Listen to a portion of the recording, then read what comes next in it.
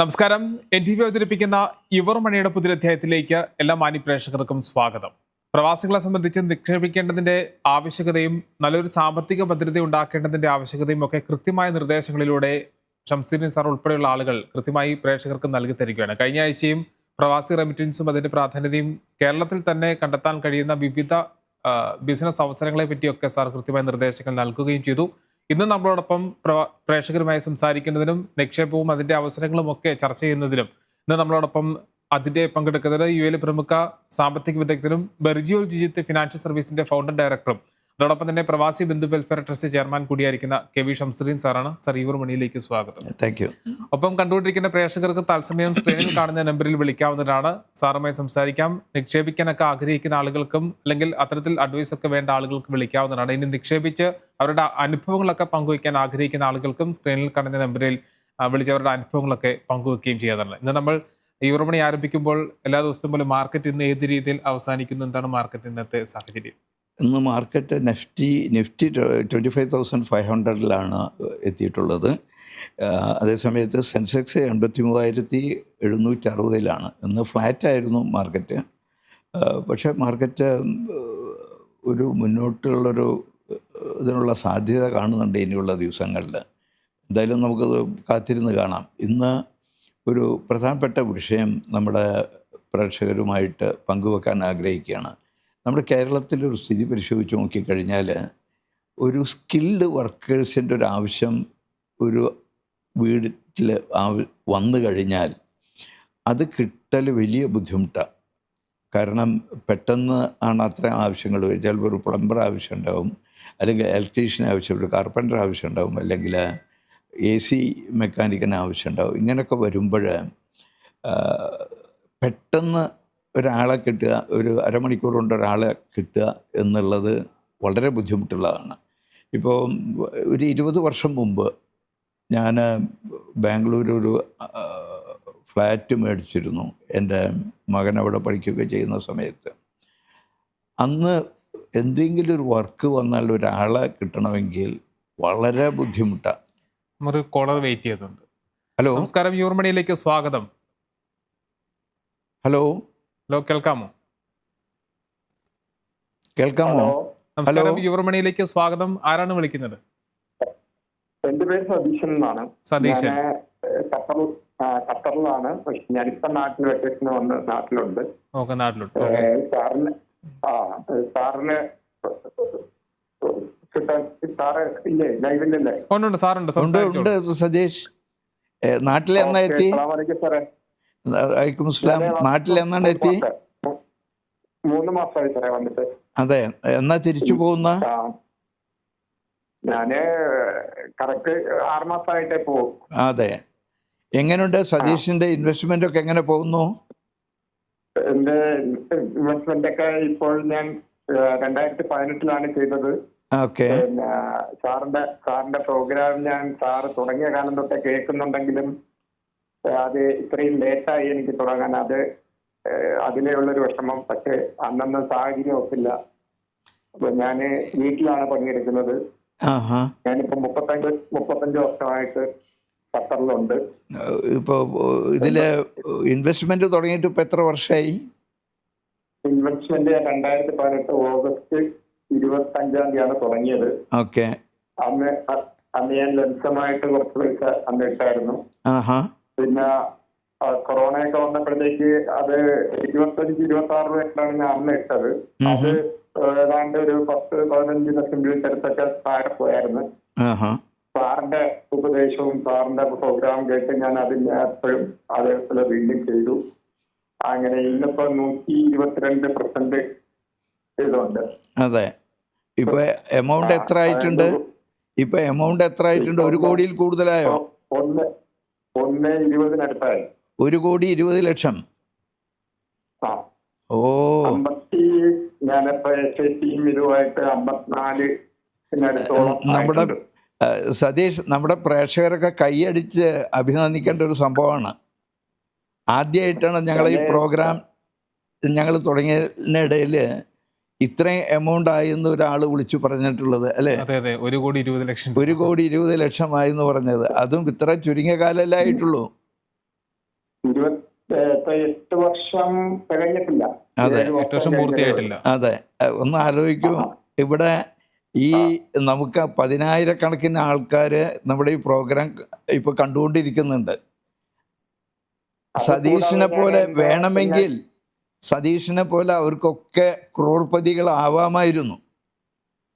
പക്ഷെ അതിന് സ്വയം തീരുമാനിക്കണ്ടേ? ഞാൻ ഇതിനു മുമ്പ് ഒരിക്കൽ സാറിന് ഞാൻ മറ്റേ ഇത് ഒരു വേറെ ടിവിയുടെ പ്രോഗ്രാം ഉണ്ടായിരുന്നു, അതിപ്പോ ഇല്ല. അതിൽ വിളിച്ചിരുന്നപ്പോ അന്ന് സാറ് പറഞ്ഞ് അന്ന് എനിക്ക് 80 രൂപയ്ക്ക് എങ്ങാണ്ടാണ്. അന്ന് 155% വളർച്ച ഉണ്ടായിരുന്നു. അന്ന് 85 രൂപ എങ്ങാണ്ടായിരുന്നു. അന്ന് സാറ് പറഞ്ഞു ഒന്നാവുമ്പോഴത്തേക്ക് എന്നെ അറിയിക്കണം എന്ന് പറഞ്ഞു. സതീഷ്, ഞാനൊരു കാര്യം ചോദിക്കട്ടെ. സതീഷ്, ഒരു കാര്യം ചോദിക്കട്ടെ. നല്ലൊരു അനുഭവസ്ഥനാണല്ലോ താങ്കൾ. ആ നിലയ്ക്ക് താങ്കളുടെ ഫ്രണ്ട്സിനെ കൊണ്ടൊക്കെ ഇൻവെസ്റ്റ് ചെയ്യിപ്പിക്കുന്നുണ്ടോ? ഞാനിപ്പം ചുരുങ്ങിയത് ഒരു 14 പേരോളം എന്റെ ഇതില്, അത് 5 പേര് എന്റെ 2 എന്റെ മരുമോള് 3 എന്റെ മക്കള്. ഓക്കെ. പിന്നെ അത് കൂടാതെ 9 പേരോളം ഞാനിപ്പോ പറഞ്ഞ വീട്ടില് എന്റെ സ്നേഹിതന്റെ മകനും ഒരു സ്നേഹിതൻ, അങ്ങനെ ഇവരെല്ലാം ഇപ്പൊ ചെയ്തു തുടങ്ങിയതേ ഉള്ളൂ.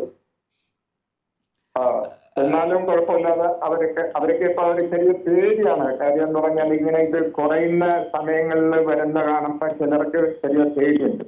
അതന്നെ അങ്ങനെയുള്ള സതീഷ് അവരോട് പറയേണ്ടത് എന്താണെന്നറിയോ? SIP ചെയ്യുമ്പോൾ മാർക്കറ്റ് കുറയുന്നത് നമുക്ക് അനുഗ്രഹമാണെന്ന് അവർക്ക് പറഞ്ഞ് മനസ്സിലാക്കി കൊടുക്കണം. ഇപ്പോൾ ഉദാഹരണമായിട്ട് കൊറോണ സമയത്ത് മാർക്കറ്റ് എത്രമാത്രം താഴ്ന്നു? 42,000 ഉള്ളത് 25,000-ലേക്ക് താഴ്ന്നതാണ്. ആ സമയത്തൊക്കെ സതീഷും നമ്മളെല്ലാവരും ഇൻവെസ്റ്റ് ചെയ്തുകൊണ്ടിരുന്നത് കൊണ്ടാണ് ഇന്ന് ഇത്രയും നേട്ടം നമുക്ക് ഉണ്ടായത്. അപ്പോൾ അവരോട് പറയണം. ഞാൻ പേടിക്കൊന്നുമില്ല. ഞാൻ അവരടുത്തും അങ്ങനെ തന്നെയാണ് പറഞ്ഞിരിക്കുന്നത്, വിഷമിക്കരുത്. പിന്നെ ഒരുപാട് പേരൊക്കെ എന്ന് പറഞ്ഞാൽ എല്ലാവരും ഈ LIC പോയി പറ്റുപോയി. അതാണ് ഒന്നാമത്തെ ഘട്ടം. അത് ഞാനും ആദ്യം ചെയ്തിരുന്നു. പക്ഷെ അത് പറഞ്ഞിട്ട് കാര്യമില്ല. അത് പെൻഷൻ ഫണ്ടിലേക്ക് ഇട്ടു. അതിലേക്കാണ് നോക്കുന്നത്. അവർ ആ രീതിയിലാണ് അത് വെച്ചിരിക്കുന്നത്. അതിനെപ്പറ്റി എനിക്ക് അറിഞ്ഞുകൊണ്ടായിരുന്നോ? പക്ഷെ അതിൽ നിന്നൊക്കെ ആളുകൾ മാറും. ഇപ്പോൾ താങ്കൾ തന്നെ താങ്കളുടെ ഒരു ചെറിയ കാലത്തെ അനുഭവ സമ്പത്ത് ഇപ്പോൾ ഈ അനുഭവങ്ങൾ കേൾക്കുമ്പോൾ എത്രയോ ആളുകളുടെ മനം മാറ്റം ഉണ്ടായിട്ടുണ്ടാവും. കാരണം നമ്മളെ കൊണ്ട് പറയുന്ന ഒരുപാട് പേരെടുത്തും നമ്മൾ പറയുന്നുണ്ട്. എല്ലാവരും ഇങ്ങോട്ട് അത് സ്റ്റാർട്ടായി വരാൻ അവർക്കൊരു വിഷമം വരുന്നുണ്ട്. വരുന്നവര് ശരിയും ചെയ്യുന്നുണ്ട്. ഇപ്പോൾ സതീഷിനെ പോലെ ഇവിടെ UAE-യിലുള്ള ചില സെയിൽസിലൊക്കെ വർക്ക് ചെയ്യുന്ന ആളുകൾ, ഇൻവെസ്റ്റ് ചെയ്യുന്ന ആളുകളുണ്ട്. അവരവരുടെ സ്റ്റേറ്റ്മെൻറ്റ് പോക്കറ്റിൽ വെച്ചിട്ടാണ് നടക്കുന്നത്. അവർ ഷോപ്പുകൾ ഇങ്ങനെ വിസിറ്റ് ചെയ്യുമ്പോൾ അവിടെയുള്ള ആളുകൾക്ക് ഇങ്ങനെ കാണിച്ചു കൊടുക്കും. ഇതാ ഞാൻ ചെയ്തപ്പോൾ കിട്ടിയിട്ടുള്ള നേട്ടമാണിത്, നിങ്ങളും ചെയ്യേ എന്ന് പറഞ്ഞ് ചെയ്യിപ്പിക്കുന്നുണ്ട്. അതേപോലെ എന്റെ ഒരു ബന്ധുവിന് എന്റെ വൈഫിന് എന്റെ മരുമകളുടെ മദറിനെ കൊണ്ടും ഇപ്പൊ ഈ കഴിഞ്ഞ വർഷമാണ് ചെയ്തത്. അവർക്ക് ഇപ്പോഴത്തെ കണ്ടീഷൻ വന്നപ്പോഴത്തേക്ക് പേടിയുണ്ട്. നമ്മളൊന്നും പേടിക്കണ്ട അതൊക്കെ പറഞ്ഞ് അങ്ങനെ ഓരോരുത്തരും ചെയ്യുന്നുണ്ട്. പക്ഷേ ഇതാണ് ഇപ്പോഴത്തെ ഓരോരോ എല്ലാവർക്കും അതിനെപ്പറ്റി സാറിന്റെ പ്രോഗ്രാം എന്ന് പറഞ്ഞാൽ ഞാൻ സാറ് തുടങ്ങിയ കാലം തൊട്ട് കേൾക്കുന്നതാണ്. ഞാൻ വീട്ടിൽ പണിയെടുക്കുന്ന ആളാണ്. അതുകൊണ്ട് എനിക്ക് കേൾക്കാൻ സൗകര്യമുണ്ട്. പക്ഷെ അന്നൊന്നും ചെയ്യാൻ നമ്മളെ കൊണ്ട് കഴിയില്ലായിരുന്നു. ആ ഒരു സിറ്റുവേഷൻ ആയിരുന്നു. അതൊക്കെ ദൈവം ഓരോ കാര്യങ്ങൾ നിശ്ചയിക്കും. ആ സമയത്ത് കാര്യങ്ങൾ നടക്കും. അങ്ങനെ സാറിനെ പല പ്രാവശ്യം ഞാൻ കോണ്ടാക്ട് ചെയ്തായിരുന്നു. സാർ എന്നെയും വിളിച്ചായിരുന്നു. അങ്ങനെ ഞാൻ അന്ന് തുടങ്ങിയപ്പോഴും സാറ് തന്നെയാണ് ഇവിടെ GHSയിൽ പോയി അതിന്റെ നമ്പർ കഴിച്ച് തന്നിട്ട് എന്നെ വിളിച്ചിന്റെ അടുത്ത് പോകാൻ പറഞ്ഞ് എന്റെ സ്ഥലം കൊല്ലത്താണ്, കടപ്പാക്കടയിൽ പോയി കണ്ടു. ഡിജിലെന്നാണെന്ന് അതിന്റെ മാസേജ് ഇപ്പോഴും അവര് തന്നെയാണ് അവിടെ വെച്ചിരിക്കുന്നത്. കടപ്പാക്കടയിൽ നല്ല സർവീസ് കിട്ടുന്നുണ്ടോ? നല്ല സർവീസ് തന്നെയാണ്. അവരെന്ത് കാര്യത്തിനും നമ്മൾ വിളിച്ച ഉടനെ അതിന്റെ മറുപടി പറയുകയും അതിന്റെ സ്റ്റേറ്റ്മെന്റ് ചോദിച്ചപ്പോഴേ എല്ലാം ഡിജിലെ എന്നാണ് പേര്. അതിന്റെ മാനേജർ ജിമിലയാണ്. എന്താ പേര്? അവരെ നല്ല ജിമില. ഓക്കെ. എന്തായാലും അവര് നല്ല ഇതന്നെയാണ്. വിളിച്ചതിൽ വളരെ സന്തോഷം സതീഷ്, വളരെ സന്തോഷമുണ്ട്. സാറും സഹപ്രവർത്തകരെല്ലാം നന്നായിരിക്കല്ലേ? എല്ലാവരും സുഖമായിരിക്കുന്നു. അപ്പൊ ഞങ്ങളെ പ്രാർത്ഥന എപ്പോഴും ഉണ്ടാവും കേട്ടോ സതീഷ്. ഞങ്ങൾക്ക് ഏത് സമയം ഉണ്ടാവും. ഇങ്ങനെ വഴി ഒപ്പിക്കുന്ന നിങ്ങൾ പോലെയുള്ള കൊണ്ട് ഒരു അനുഗ്രഹമാണ് ഇതൊക്കെ. അപ്പോൾ ഞങ്ങള് നിർത്തട്ടെ. കാരണം ഞങ്ങൾക്കൊരു ഓക്കെ വിഷയം ഓക്കെ കംപ്ലീറ്റ് ചെയ്യേണ്ടതുണ്ട്. ഓക്കെ താങ്ക് യു ഒക്കെ സാർ. വിളിച്ചതിന് നന്ദി കേട്ടോ. ഓക്കെ, ഒരുപാട് നന്ദി. ഓക്കെ. അപ്പോൾ നമ്മൾ പറഞ്ഞു വന്നത് ഇങ്ങനെയുള്ള തൊഴിലാളികളെ കിട്ടൽ വളരെ ബുദ്ധിമുട്ടാണ് കേരളത്തിൽ നിന്ന്. അപ്പോൾ അതിന് ഞാൻ നമ്മുടെ ചീഫ് മിനിസ്റ്റർക്ക് ഒരു ലെറ്റർ അയച്ചിട്ടുണ്ട്. അതിൽ ഞാൻ പറഞ്ഞിട്ടുള്ള കാര്യം, ധാരാളം ഇൻ്റർനാഷണൽ കമ്പനികളിൽ ജോലി ചെയ്തിട്ടുള്ള പ്രാക്ടിക്കൽ എക്സ്പീരിയൻസ് ഉള്ള ധാരാളം സ്കിൽഡ് വർക്കേഴ്സ് നാട്ടിലേക്ക് തിരിച്ചു വന്നിട്ടുണ്ട്. അവർക്ക് ഇപ്പോൾ ഊബർ വർക്ക് ചെയ്യുന്നത് പോലെ ഒരു മൊബൈൽ ആപ്പ് ഉണ്ടായിരിക്കുക. ആ മൊബൈൽ ആപ്പിൽ അത്തരക്കാരായിട്ടുള്ള ആളുകളുടെ പേരുകളെല്ലാം അവരുടെ ലൊക്കേഷനും എല്ലാം രജിസ്റ്റർ ചെയ്തിരിക്കുക. ഉദാഹരണമായിട്ട് ഒരാൾ തൃശ്ശൂരിൽ നിന്ന് ഒരു പ്ലംബറെ വേണമെന്ന് ആ സൈറ്റിൽ പോയിട്ട് ആവശ്യപ്പെട്ടാൽ ആ പ്രദേശത്ത് ഏറ്റവും അടുത്ത് ആവശ്യപ്പെട്ട ആളുടെ ഏറ്റവും അടുത്ത് ആരാണോ ഉള്ളത് അയാളുടെ മൊബൈലിൽ അലർട്ട് വരുന്നു. അങ്ങനെ അലർട്ട് വന്നു കഴിഞ്ഞാൽ അയാൾ ഈ ആവശ്യപ്പെട്ട വ്യക്തിയെ കോണ്ടാക്ട് ചെയ്യുന്നു. ആ കോണ്ടാക്ട് ചെയ്ത് കഴിഞ്ഞാൽ ലൊക്കേഷൻ അയച്ചു കൊടുത്താൽ ഇതാ ഇത്ര മിനിറ്റ് കൊണ്ട് ഞാൻ എത്തുമെന്ന് പറയുന്ന ഒരു സാഹചര്യം ആ മൊബൈൽ ആപ്പിൽ കൂടെ ഉണ്ടാക്കുക.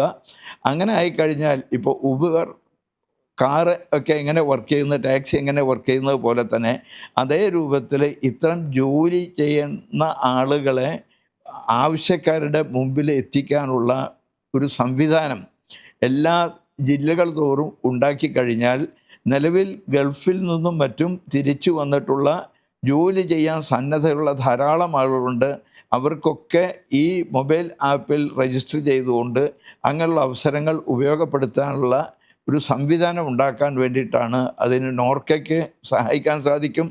അത് പ്രൈവറ്റ് സ്ഥാപനങ്ങളായിട്ട് ചെയ്യുകയാണെങ്കിൽ ഗവൺമെൻറ് ഉദ്യോഗസ്ഥന്മാരും അതിൻ്റെ പ്രോസസ്സിങ്ങിൽ എല്ലാവിധ സഹായങ്ങളും കൊടുക്കുക.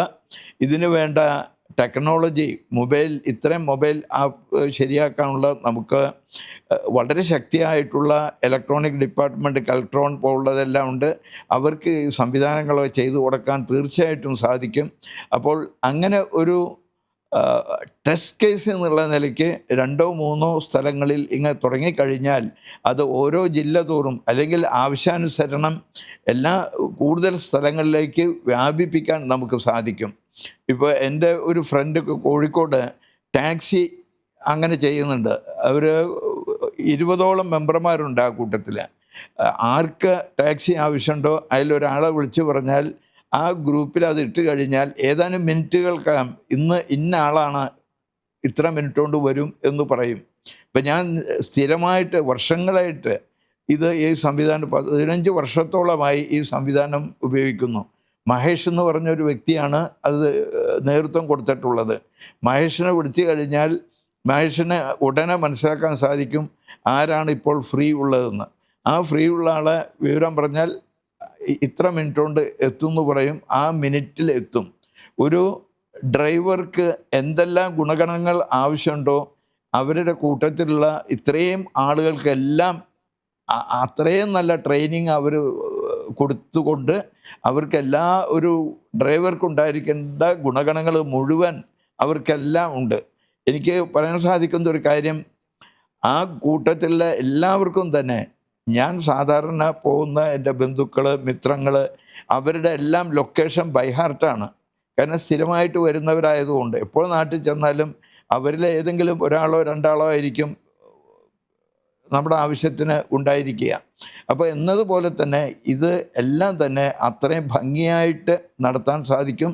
അതുകൊണ്ട് ഉണ്ടാവുന്ന നേട്ടം ഈ തിരിച്ചു ചെന്ന ആളുകൾക്ക് ഒരു റെഗുലറായിട്ടുള്ള ഇൻകം കിട്ടുന്ന ഒരു സാഹചര്യം ഉണ്ടാവും. മാത്രമല്ല ചെയ്യുന്ന ജോലിക്ക് ഒരു അഭിമാനത്തോടുകൂടി ഇവിടെയൊക്കെ ഉള്ളതുപോലെ നല്ല ഓവറോളും ഒരു ബ്രാൻഡും ഒക്കെ ഉണ്ടാക്കി കഴിഞ്ഞാൽ അഭിമാനത്തോടു കൂടി അവർക്ക് ജോലി ചെയ്ത് പ്രതിദിനം വരുമാനം ഉണ്ടാക്കാൻ സാധിക്കും. അങ്ങനെ ഒരു സംവിധാനം ഉണ്ടായിക്കഴിഞ്ഞാൽ നാട്ടിലുള്ള ചെറുപ്പക്കാർ പലരും വെറുതെ വേസ്റ്റാക്കി കളയുന്ന തെറ്റായിട്ടുള്ള പല മാർഗങ്ങളിൽ ബന്ധപ്പെട്ടുകൊണ്ട് സമയം നഷ്ടപ്പെടുകയും സാമൂഹികമായ പ്രശ്നങ്ങൾ ഉണ്ടാക്കുകയും സാമ്പത്തിക നഷ്ടം ഉണ്ടാക്കുകയും ചെയ്യുന്ന സ്ഥിതിവിശേഷത്തിലേക്ക് നമ്മുടെ യുവതലമുറ ധാരാളം വഴിതെറ്റി പോകുന്നുണ്ട്. അങ്ങനെയുള്ളവർക്ക് ഇങ്ങനെയുള്ള കാര്യങ്ങൾ ചെയ്യാനുള്ള ഒരു പ്രോത്സാഹനമായിരിക്കും നമ്മളിങ്ങനെ ചെയ്തു കഴിഞ്ഞാൽ. അതിന് ഗവൺമെൻറ് എല്ലാ ഒത്താശകളും ചെയ്യുക. ഗവൺമെൻറ്റിന് സാമ്പത്തികമായ ഒരു ചെലവും വരുന്ന കാര്യമല്ല നമ്മൾ നിർദ്ദേശിക്കുന്നത്. ഒരു സംവിധാനം ഒരുക്കി കൊടുക്കുക മാത്രമേ നമ്മൾ ചെയ്യേണ്ടതുള്ളൂ. അങ്ങനെ ചെയ്തു കഴിഞ്ഞാൽ നിഷ്പ്രയാസം ഇപ്പോൾ കുടുംബശ്രീ നമുക്കുണ്ട്. അതിൽപ്പെട്ട ധാരാളം ആളുകൾക്ക് ഇങ്ങനെയുള്ള കാര്യങ്ങളിൽ ബന്ധപ്പെടുവാനും ചെയ്യുവാനും സാധിക്കും. അതേ സമയത്ത് ഇപ്പോൾ ഒരു കൂട്ടായ്മ, കുടുംബശ്രീ എന്ന് പറഞ്ഞാൽ കേരളം മുഴുവനുള്ളൊരു കൂട്ടായ്മയാണ്. അതേസമയം പുരുഷന്മാരുടേതായിട്ടുള്ള ഒരു സംവിധാനം ഇങ്ങനെ ഉണ്ടായിക്കഴിഞ്ഞാൽ അത് ധാരാളം ആളുകൾക്ക്, പതിനായിരങ്ങൾക്ക് തൊഴിൽ ലഭിക്കുന്ന ഒരു വരുമാന മാർഗം ഉണ്ടാക്കി തീർക്കുകയും ചെയ്യുന്ന ഒരു സാഹചര്യം ഉണ്ടാകുകയും ചെയ്യും. ഇങ്ങനെ വന്നു കഴിഞ്ഞാൽ ഇപ്പോൾ ലോകത്തിൻ്റെ സ്ഥിതി എടുത്തു നോക്കിക്കഴിഞ്ഞാൽ ലോകത്തിലെ പല രാജ്യങ്ങളും വൃദ്ധന്മാരുടെ രാജ്യങ്ങളായി മാറിക്കൊണ്ടിരിക്കുകയാണ്. അങ്ങനെയുള്ള നാടുകളിലെല്ലാം തന്നെ ഇത്തരം കാര്യങ്ങൾ, അതായത് സ്കിൽഡ് വർക്കേഴ്സിൻ്റെ ആവശ്യം അനുദിനം വർദ്ധിച്ചുകൊണ്ടിരിക്കുകയാണ്. അങ്ങനെയുള്ള സാഹചര്യത്തിൽ കേരളത്തിൽ നമ്മുടെ യങ്സ്റ്റേഴ്സ് വലിയ വിദ്യാഭ്യാസ യോഗ്യത ഇല്ലാത്തവരാണെങ്കിൽ ഇത്തരം സ്കിൽഡ് വർക്ക് പരിജ്ഞാനം നേടുകയും അത് അന്തർദേശീയ തലത്തിൽ ആക്സെപ്റ്റ് ചെയ്യുന്ന സർട്ടിഫിക്കേഷനുള്ള ട്രെയിനിങ് കൊടുക്കാനുള്ള സംവിധാനം കേരളത്തിൽ പല സ്ഥലത്തും ഉണ്ടാവുകയും ചെയ്തു കഴിഞ്ഞാൽ ഇവിടെ തന്നെ ജോലി ചെയ്ത് പരിജ്ഞാനം നേടുകയും അതേ സമയത്ത് അവർക്ക് കിട്ടിയ സർട്ടിഫിക്കേഷൻ ഉപയോഗിച്ച് പല വിദേശ നാടുകളിലും നല്ല ശമ്പളം കിട്ടുന്ന തൊഴിലവസരങ്ങൾ കാത്തിരിക്കുന്നുണ്ട്. അപ്പോൾ ഇത് ഒരു തുടക്കം ഗവൺമെൻറ്റിൻ്റെ ഭാഗത്തുനിന്ന് ഉണ്ടാവണം എന്നുള്ളതാണ് നിർദ്ദേശം നമ്മൾ കൊടുത്തിട്ടുള്ളത്. അപ്പോൾ ഇങ്ങനെ ഉണ്ടായിട്ടുണ്ടെങ്കിൽ അതിന് ധാരാളം തൊഴിലവസരങ്ങൾ ഉണ്ടായിത്തീരും.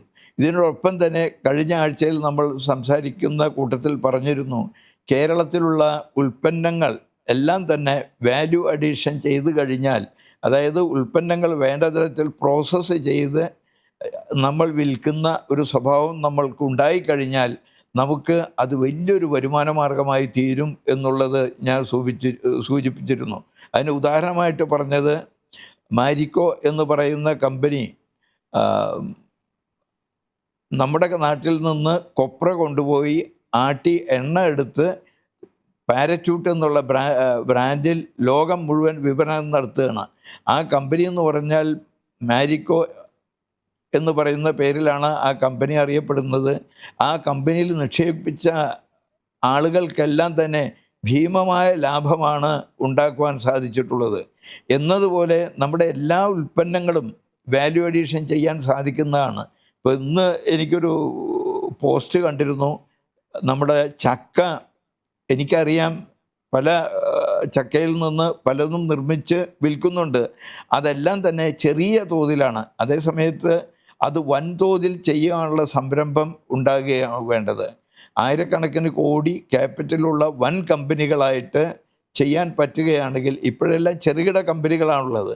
അപ്പോൾ അതുപോലെ തന്നെ ചക്ക 365 ദിവസവും സീസണിൽ ലഭിക്കുന്നത് പ്രോസസ്സ് ചെയ്ത് ആളുകൾക്ക് ഉപയോഗിക്കാൻ ലഭ്യമാവുന്ന ഒരു സാഹചര്യം ഉണ്ടായിക്കഴിഞ്ഞാൽ അത് മാരിക്കോ പോലെ തന്നെ ഒരു വലിയ പ്രസ്ഥാനമായി മാറും എന്നുള്ളത് സംശയമില്ല. എന്നതുപോലെ തന്നെ സീസണൽ ഫുഡായിട്ടുള്ള നമ്മുടെ മാമ്പഴം സീസണലായി അത് പൾപ്പായിട്ട് 2 തരത്തിൽ സൂക്ഷിക്കാം. റെഫ്രിജറേറ്റ് ചെയ്ത് സൂക്ഷിക്കാം, അല്ലെങ്കിൽ അത് ക്യാൻഡായിട്ട് സൂക്ഷിക്കാം. അങ്ങനെ സൂക്ഷിച്ചു കഴിഞ്ഞാൽ ദീർഘകാലം സൂക്ഷിക്കാവുന്ന സംവിധാനമാണത്. അത് കേരളത്തിൻ്റെ പല ഭാഗത്തും ഒരു കമ്പനിയായിട്ട് രജിസ്റ്റർ ചെയ്യുകയും ആ കമ്പനിക്ക് ട്രാൻസ്പോർട്ടേഷൻ ലാഭിക്കാൻ വേണ്ടിയിട്ട് എല്ലാ താലൂക്കുകൾ തോറും അങ്ങനെ ഉള്ള പ്രോസസ്സിങ് പ്ലാന്റുകൾ, മാംഗോ പ്രോസസ്സിങ് പ്ലാന്റുകൾ ഉണ്ടാക്കുകയാണെങ്കിൽ, കാരണം അങ്ങനെ ഉണ്ടായിക്കഴിഞ്ഞാൽ അത്തരം കമ്പനികൾക്ക് അത് റെഫ്രിജറേറ്റ് ചെയ്തോ ക്യാൻ ചെയ്തിട്ടോ ദീർഘകാലം സൂക്ഷിക്കാൻ സാധിക്കുകയാണെങ്കിൽ ഏറ്റവും കൂടുതൽ നമ്മുടെ നാട്ടിൽ ഉപയോഗിക്കുന്നത് മാംഗോ അടിസ്ഥാനമായിട്ടുള്ള ഐസ്ക്രീമുകളും അതുപോലെ ജ്യൂസും അങ്ങനെ വേണ്ട പലതും ഇന്ന് ലഭ്യമാണ്. അത് വൻതോതിൽ കയറ്റുമതി ചെയ്യുവാനും മറ്റുള്ള സംസ്ഥാനങ്ങളിലേക്ക് മാംഗോ ലഭ്യത കുറവുള്ള സംസ്ഥാനങ്ങളിലേക്ക് കയറ്റുമതി ചെയ്യാനും മറ്റുള്ള രാഷ്ട്രങ്ങളിലേക്ക് കയറ്റുമതി ചെയ്യാനും എല്ലാം സാധിക്കും. എന്നതുപോലെ തന്നെ നമ്മുടെ സ്പൈസസ് കുരുമുളക് ഉദാഹരണമായിട്ട് പറയുകയാണെങ്കിൽ നമ്മൾ കുരുമുളക് ആ കുരു അങ്ങനെ തന്നെ കയറ്റി വെക്കുന്നു. അതേ സമയത്ത് ലോകം മുഴുവൻ ഏറ്റവും കൂടുതൽ ചിലവാക്കുന്നത് ഭംഗിയായി, ശാസ്ത്രീയമായി, ഹൈജനിക്കായി അത് പൊടിച്ച് അതിനെ പൊടിയാക്കി ഉപയോഗിക്കുന്ന തരത്തിലാണ് അത് ചെയ്യുന്നത്. അത് നമ്മുടെ കേരളത്തിൽ തന്നെ അന്തർദേശീയ നിലവാരമുള്ള കമ്പനികളുടെ കൂട്ടു സംരംഭമായിട്ട് തുടങ്ങുകയാണെങ്കിൽ ഇന്ന് നമ്മൾ 1 കിലോ കുരുമുളക് വിറ്റാൽ കിട്ടുന്നതിൻ്റെ എത്രയോ കൂടുതൽ വില അത് പൊടിയായിട്ട് അതിനെ പ്രോസസ്സ് ചെയ്ത് പാക്ക് ചെയ്ത് അയക്കുമ്പോൾ ലഭ്യമാകും എന്നുള്ളത് നമ്മൾ മനസ്സിലാക്കേണ്ടതാണ്. അങ്ങനെ നോക്കിക്കഴിഞ്ഞാൽ എല്ലാ സാധനങ്ങളും അങ്ങനെ ഉപയോഗിക്കാൻ സാധിക്കും. ഞാനിപ്പോൾ കഴിഞ്ഞ ദിവസം കണ്ട ഒരു വളരെ നല്ലൊരു കാര്യമായിട്ട് എനിക്ക് കാണുവാൻ സാധിച്ചു. അത് വാഴ ഇന്തോനേഷ്യയിൽ ധാരാളം കൃഷി ചെയ്യുന്നതാണ്. ആ വാഴയുടെ ഇല എടുത്ത് ഒരു പ്രത്യേക ഒരു പ്ലേറ്റ്, സ്റ്റീൽ പ്ലേറ്റ് വെച്ച് അതിൻ്റെ ചുറ്റും കട്ട് ചെയ്ത് റൗണ്ടിലുള്ള ഇല കട്ട് ചെയ്ത് അത് ഭക്ഷണം കഴിക്കാൻ വേണ്ടി ഉപയോഗിക്കുന്ന തരത്തിൽ കയറ്റുമതി ചെയ്യാണ് അവർ ചെയ്യുന്നത്. അതേ സമയത്ത് നമ്മുടെ വാഴ വെട്ടിക്കഴിഞ്ഞാൽ അത് ചീഞ്ഞളിഞ്ഞു പോവുകയാണ് ചെയ്യുന്നത്. പക്ഷേ അതിൻ്റെ പോള എടുത്ത് അതിൽ നിന്നൊരു മെഷീനിൽ കൂടെ ഇങ്ങനെ തള്ളിക്കളഞ്ഞാൽ, കരിമ്പ് ജ്യൂസ് എടുക്കുന്നത് പോലെ അങ്ങ് വെച്ച് കഴിഞ്ഞാൽ ഇതിൽ നിന്നുള്ള വളരെ മനോഹരമായ നാരുകൾ ഉണ്ടാകുന്നു. ആ നാരുകൾ പല കാര്യങ്ങൾക്കും ഉപയോഗിക്കുന്നു. ഈവൻ മുടിക്ക് പകരം പോലും അത് ഉപയോഗിക്കുന്നു, കളർ കൊടുത്തിട്ട് ഉപയോഗിക്കുന്നു. അങ്ങനെ പല കാര്യങ്ങൾക്കും അത് ഉപയോഗിക്കാൻ സാധിക്കും. ക്ലോത്ത്, പ്രത്യേകതരം ഒരു ക്ലോത്ത് ഉപയോഗിക്കാൻ മാറ്റുവാൻ സാധിക്കും. അപ്പോൾ ഇതിനെല്ലാം സാധ്യത നമ്മുടെ കേരളത്തിലുണ്ട്. നമ്മൾ മറ്റുള്ള സ്ഥലങ്ങളിൽ സന്ദർശിക്കുക, തായ്ലൻഡ്, ഇന്തോനേഷ്യ, മലേഷ്യ, അതുപോലെ ഇങ്ങനെയുള്ള നാടുകളിൽ പോയി കഴിഞ്ഞാൽ നമ്മുടെ കേരളത്തിലുള്ള പല ഉൽപ്പന്നങ്ങളും അവർ എത്ര വാല്യൂ അഡീഷൻ ഉണ്ടാക്കുന്നു എന്ന് നമുക്ക് മനസ്സിലാക്കാൻ സാധിക്കും. അതുപോലെ തന്നെ ഇളനീര് പ്രോസസ്സ് ചെയ്തിട്ട് അതിമനോഹരമായിട്ട് അവർ എക്സ്പോർട്ട് ചെയ്യുന്നു. നമുക്കറിയാം, ലുലുവിലെല്ലാം പോയി കഴിഞ്ഞാൽ വ്യത്യസ്ത നാടുകളിൽ നിന്ന് ഇളനീർ അതിൻ്റെ പുറത്തുള്ള ചകിരി എല്ലാം ഭംഗിയായിട്ട് കട്ട് ചെയ്ത് ഇവിടെ ഇമ്പോർട്ട് ചെയ്ത് അത് തായ്ലാൻഡിൽ നിന്നും മറ്റു പല സ്ഥലത്തു നിന്നും വരുന്നു. ഇതെല്ലാം നമ്മുടെ കേരളത്തിന് ചെയ്യാൻ സാധിക്കുന്ന സാധ്യതയുള്ള കാര്യങ്ങളാണ്. തിരിച്ചുപോയ പ്രവാസി സുഹൃത്തുക്കൾക്ക് ഇത്തരം കാര്യങ്ങൾ ചെയ്യുവാനും അത്തരം കാര്യങ്ങളിൽ പങ്കാളിയായിക്കൊണ്ട് സംയുക്ത സംരംഭമായി ചെയ്തുകൊണ്ട് നല്ലൊരു ഇൻകം കിട്ടുന്ന ഒരു സാഹചര്യം ഉണ്ടാക്കി തീർക്കാൻ നമുക്ക് സാധിക്കും. അതുകൊണ്ട് നമ്മൾ പരമ്പരാഗതമായിട്ടുള്ള കാര്യങ്ങളിൽ നിന്ന് മാറി നിന്നുകൊണ്ട് നമ്മളുടെ കാര്യങ്ങൾക്ക് വ്യത്യസ്തമായിട്ടുള്ള കാര്യങ്ങൾ ഉണ്ടാക്കുവാനുള്ള വാല്യൂ അഡീഷൻ ചെയ്യാനുള്ള ഒരു മനസ്ഥിതി നമ്മൾ ഉണ്ടാക്കി തീർക്കണം. നമ്മൾ മാർക്കറ്റിൽ പോയി കഴിഞ്ഞാൽ നമ്മുടെ മുള, ബാംബു എന്ന് പറയുന്ന സംഭവം കൊണ്ട് എന്തെല്ലാം ഉൽപ്പന്നങ്ങളാണ് ചൈനയിൽ നിന്നും മറ്റും ഇവിടെ വരുന്നത്. നമ്മൾ എത്രമാത്രം വില കൊടുത്താണ് അതെല്ലാം വാങ്ങിക്കുന്നത്. നമ്മളുടെ കരവിരുതിൽ ഒട്ടും നമ്മൾ പുറകിലല്ല. നമ്മുടെ മലയാളികൾക്ക് അസാധാരണമായ കഴിവുകളുണ്ട്. പക്ഷേ അത് ചെയ്യുവാനുള്ള കാര്യങ്ങൾ, ആ ടെക്നോളജി നമ്മുടെ കയ്യിലില്ലെങ്കിൽ ഇത്തരം നാടുകൾ സന്ദർശിക്കുകയും ഇപ്പോൾ ചൈനയിൽ നിന്നും മറ്റുള്ള സ്ഥലങ്ങളിൽ നിന്നും ഇതെല്ലാം ചെയ്ത് നമ്മൾ കൺസ്യൂമേഴ്സാണ്. ഇവിടെയുള്ള മലയാളികൾ അവിടെ നിന്ന് വരുന്ന സാധനങ്ങൾ കൺസ്യൂമേഴ്സാണ്. അപ്പോൾ ഇവിടെ ഉള്ള സമയത്ത് ഇവിടെ പല എക്സിബിഷനുകളും നടക്കാറുണ്ട്. ആ എക്സിബിഷനുകൾ സന്ദർശിച്ച് കഴിഞ്ഞാൽ ഇത്തരം കാര്യങ്ങളെപ്പറ്റി കൂടുതൽ പരിജ്ഞാനം നമുക്ക് നേടാൻ സാധിക്കും. അപ്പോൾ എൻ്റെ പ്രിയപ്പെട്ട പ്രേക്ഷകരോട് പറയാനുള്ളത്, ദുബൈയിലും മറ്റും ധാരാളം എക്സിബിഷനുകൾ നടക്കും. ആ എക്സിബിഷനുകൾ സന്ദർശിക്കുന്നൊരു സ്വഭാവം നമ്മൾക്കുണ്ടായി കഴിഞ്ഞാൽ നമുക്ക് പല ആശയങ്ങളും ഒരുപക്ഷെ ഇവിടെയോ നാട്ടിലോ ചെയ്യാൻ നമുക്ക് ലഭ്യമാകും. അതൊക്കെ നമുക്ക് ഉപയോഗപ്പെടുത്താൻ സാധിക്കും. അങ്ങനെ നമ്മുടെ നാടിനെയും മറ്റുള്ള നാടുകളെപ്പോലെ വളർത്തിക്കൊണ്ടുവരാൻ സാധിക്കും. അതിനുള്ള ഒരു ശക്തിയായിട്ടുള്ള പരിശ്രമം നമ്മൾ ചെയ്യണം എന്ന് എൻ്റെ പ്രിയപ്പെട്ട എല്ലാ പ്രേക്ഷകരോടും അപേക്ഷിക്കുകയാണ്. അതുകൊണ്ട് നമുക്ക് അടുത്ത ആഴ്ച മറ്റൊരു വിഷയം വിശദമായിട്ട് നമുക്ക് സംസാരിക്കാം. നമ്മുടെ പ്രോഗ്രാം സമയം ഏകദേശം ഇവിടെ ആയിരിക്കുകയാണ്. അതുകൊണ്ട് എൻ്റെ നമ്പറുകളിൽ ഒക്കെ ഇവിടെ സ്ക്രീനിൽ കാണിക്കും, അതെല്ലാം നോട്ട് ചെയ്യുക. എന്നിട്ട് ആവശ്യമുള്ളവർ ബന്ധപ്പെടുക. സ്ക്രീനിൽ നമ്പർ നൽകിയിട്ടുണ്ട്. ഏറ്റവും ആദ്യം നൽകിയിരിക്കുന്നത് ഷംസുദ്ദീൻ സാറിൻ്റെ നമ്പറാണ് 05064678001. ഒപ്പം ദുബായ്, അബുദാബി, ഷാർജ ഓഫീസുകളുടെ നമ്പർ കൂടി നൽകിയിട്ടുണ്ട്. ഏറ്റവും ഒടുവിൽ kvshamsan@gmail.com എന്ന ഇമെയിൽ ID കൂടി നൽകിയിട്ടുണ്ട്. ഇതിലും ബന്ധപ്പെട്ട് കഴിഞ്ഞാൽ പ്രേക്ഷകർക്ക് കൃത്യമായ നിർദ്ദേശങ്ങളും മറുപടികളും ഒക്കെ ലഭിക്കുകയും ചെയ്യുന്നതാണ്. പ്രവാസികളെ സംബന്ധിച്ച് നാട്ടിൽ തിരിച്ചെത്തിയാൽ തദ്ദേശീയമായി അല്ലെങ്കിൽ പ്രാദേശികമായി ലഭിക്കുന്ന ഉൽപ്പന്നങ്ങൾ അതെങ്ങനെ ഒരു വലിയ വിപണന സാധ്യതയാക്കി മാറ്റാം. നമ്മുടെ നാട്ടിൽ തനതായി ലഭിക്കുന്ന നാച്ചുറൽ ആയിട്ടുള്ള ഉൽപ്പന്നങ്ങളൊക്കെ കയറ്റി അയക്കുകയും അതിൻ്റെ ബൈ പ്രൊഡക്ട്സ് ഒക്കെ നിർമ്മിച്ച് അങ്ങനെ അത് വലിയ ലാഭത്തിലേക്ക് എത്തിക്കാം. അങ്ങനെ തിരിച്ചെത്തി നാട്ടിൽ ജീവിക്കാനൊക്കെ ആഗ്രഹിക്കുന്ന ആളുകൾക്ക് നല്ലൊരു ജീവിത മാർഗം എങ്ങനെ ഉണ്ടാക്കിയെടുക്കാം എന്നുള്ളതിനെ പറ്റിയുള്ള നിർദ്ദേശങ്ങളൊക്കെയാണ് നൽകിയത്. ഒപ്പം നല്ലൊരു തൊഴിൽ പ്ലാറ്റ്ഫോം, പുതിയൊരു പ്ലാറ്റ്ഫോം, സ്കിൽഡ് വർക്കേഴ്സ് എന്ന ഒരു പുതിയ പ്ലാറ്റ്ഫോം നിർമ്മിക്കുന്നതുമായി ബന്ധപ്പെട്ടുള്ള നിർദ്ദേശങ്ങൾ ചീഫ് മിനിസ്റ്റർക്ക് അതുമായി ബന്ധപ്പെട്ടുള്ള നിർദ്ദേശങ്ങൾ സാർ ഒരു റെപ്രസെൻറ്റേഷൻ നൽകുകയും ചെയ്തിട്ടുണ്ട്. അത് സംബന്ധിച്ച വ്യക്തമായ ധാരണയൊക്കെയാണ് പ്രേക്ഷകർക്ക് നൽകി തന്നത്. ഇനിയും ഏതെങ്കിലും തരത്തിലുള്ള സംശയങ്ങളൊക്കെ ഉണ്ടെങ്കിൽ സ്ക്രീനിൽ കാണിച്ച നമ്പറിലൊക്കെ പ്രേക്ഷകർക്ക് ബന്ധപ്പെട്ട് കഴിഞ്ഞാൽ സാറിൻ്റെ ഭാഗത്തു നിന്നുമുള്ള നിർദ്ദേശങ്ങളൊക്കെ ലഭിക്കുകയും ചെയ്യുന്നതാണ്. ഇന്ന് നമ്മളോടൊപ്പം അതിലെ പങ്കെടുക്കുകയും പ്രവാസികളെ സംബന്ധിച്ച് കൃത്യമായ ഒരു വിലപ്പെട്ട നിർദ്ദേശങ്ങളൊപ്പം നമുക്കൊരു ഇമ്പോർട്ടൻ്റ് ആയിട്ടുള്ള കോൾ കൂടി നമുക്ക് ലഭിക്കുകയുണ്ടായി. ഒരു നിക്ഷേപിച്ച് വലിയൊരു ലാഭമൊക്കെ നേടിയ ആളുകളുടെ സാക്ഷ്യമൊക്കെ നമ്മൾ കേട്ടു. അങ്ങനെ അത്തരത്തിൽ നിക്ഷേപിക്കാനൊക്കെ ആഗ്രഹിക്കുന്ന ആളുകൾക്കും നല്ലൊരു സാമ്പത്തിക സുസ്ഥിരത ഉണ്ടാക്കിയെടുക്കാനൊക്കെ ആഗ്രഹിക്കുന്ന ആളുകൾക്കും വിളിക്കാവുന്നതാണ്. ഇന്നത്തെ സമയം ഇവിടെ അവസാനിക്കുകയാണ്. നമ്മളോടൊപ്പം ഇത്രയും സമയം അതിൻ്റെ പങ്കെടുക്കുകയും വിലപ്പെട്ട നിർദ്ദേശങ്ങളൊക്കെ പ്രേക്ഷകരുമായി പങ്കുവെക്കുകയും ചെയ്തിട്ട് യുഎയിലെ പ്രമുഖ സാമ്പത്തിക വിദഗ്ധനും അതോടൊപ്പം തന്നെ ബെർജിയോൾ ജിജിത്ത് ഫിനാൻഷ്യൽ സർവീസിന്റെ ഫൗണ്ടർ ഡയറക്ടറും Pravasi Bandhu welfare trust chairman കൂടിയായിരിക്കുന്ന കെ വി ഷംസുദ്ദീൻ സാറാണ്. സാർ യുവമണിയിൽ പങ്കെടുത്ത് ഈ വിലപ്പെട്ട നിർദ്ദേശങ്ങൾ പ്രേക്ഷകരുമായി പങ്കുവച്ചതിന് നന്ദി. Thank you. നമുക്ക് യുവമണിയുടെ പുതിയ അധ്യായത്തിൽ നമുക്ക് വീണ്ടും കാണാം. അതുവരേക്കും നന്ദി, നമസ്കാരം.